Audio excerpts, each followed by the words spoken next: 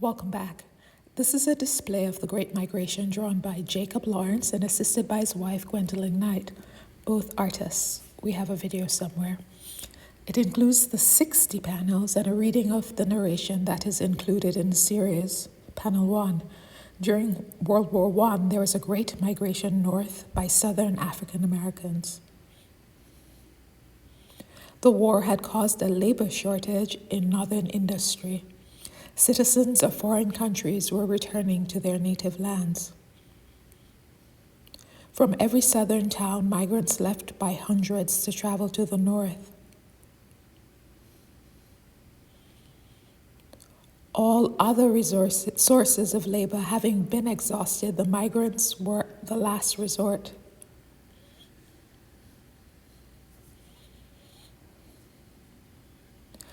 Migrants were advance passage on the railroads paid for by northern industry. Northern industry was to be repaid by the migrants out of their future wages. The migrants whose life had been rural and nurtured by the earth was now moving to the urban life dependent on industrial machinery. Some left because of promises of work in the north. Others left because their farms had been devastated by floods. They left because the boll weevil had ravished the cotton crop.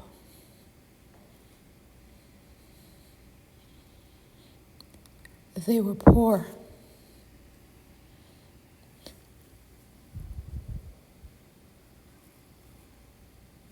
Food had doubled in price because of the war.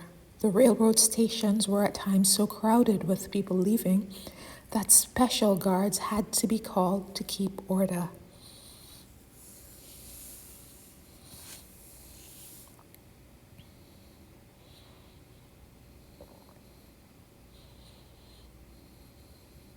The crops were left to dry and rot. There was no one to tend them.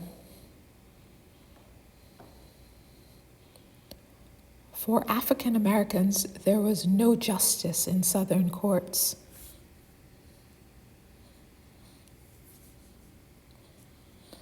There were lynchings.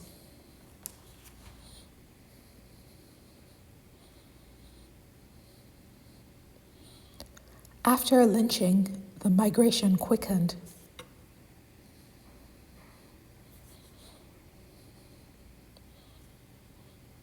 Tenant farmers, sharecroppers received harsh treatment at the hands of planters.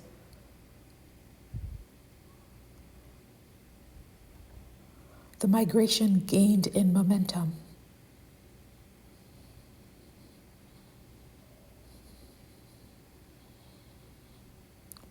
There had always been discrimination.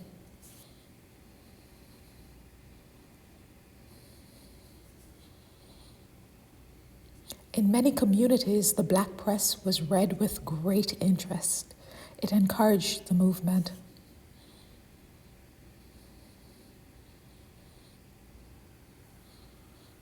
Families arrived at the station very early. They did not wish to miss their trains north.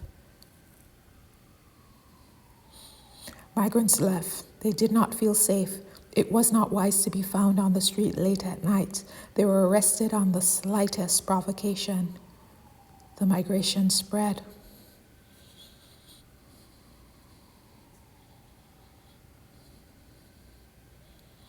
Their children were forced to work in the fields.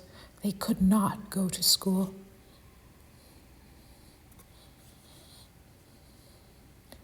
They left their homes. Soon, some communities were left almost empty.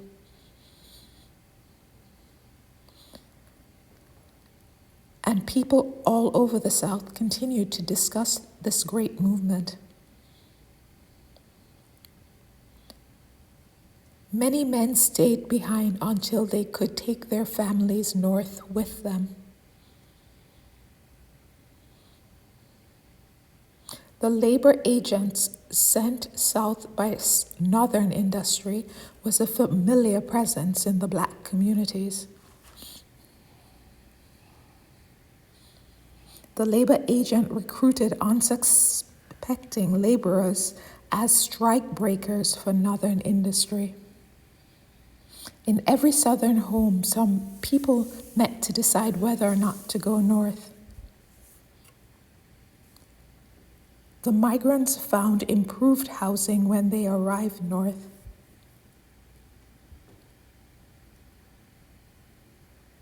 The railroad stations in the south were crowded with northern-bound travelers.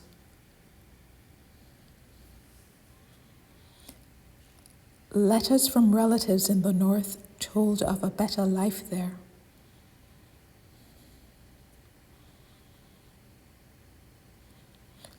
The black press urged the people to leave the South.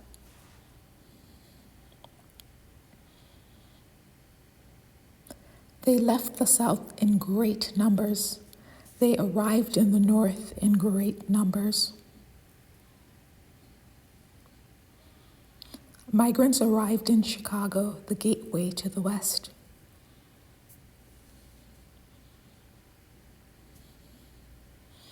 Many migrants found work in the steel industry.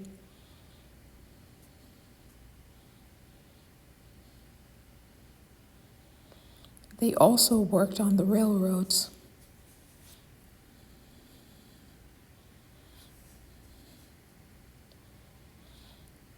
Railroad platforms were piled high with luggage.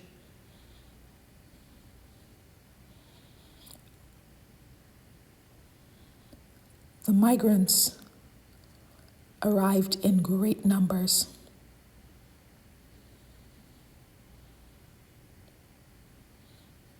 The South was desperate to keep its cheap labor. Northern labor agents were jailed or forced to operate in secrecy. To make it difficult for the migrants to leave, they were arrested en masse. They often missed their trains.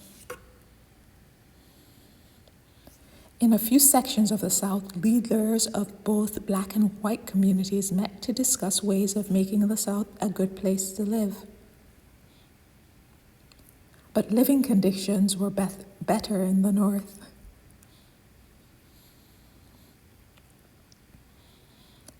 The migrants arrived in Pittsburgh, one of the great industrial centers of the North.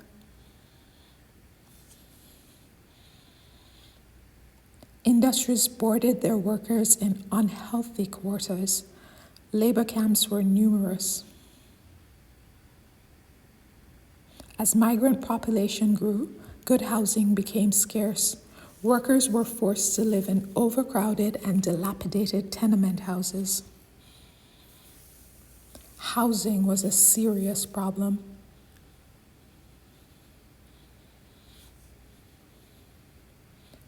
They found discrimination in the North.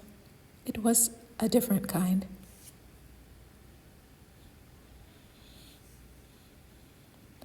Race riots were numerous. White workers were hostile towards the migrants who had been hired to break strikes. African Americans seeking to find better housing attempted to move into new areas. This resulted in bombing of their homes. One of the most violent race riots occurred in East St. Louis.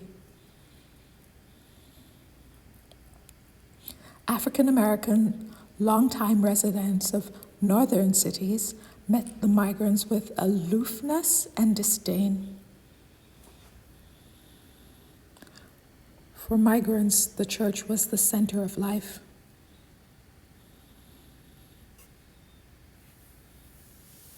The migrants, having moved suddenly into a crowded and unhealthy environment, soon contracted tuberculosis. The death rate rose. The African American professionals were forced to follow their clients in order to make a living. The female workers were the last to arrive north.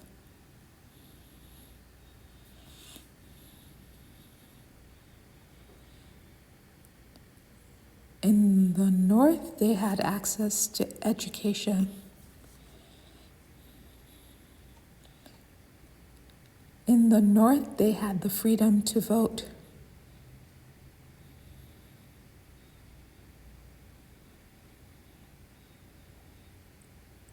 And the migrants kept coming.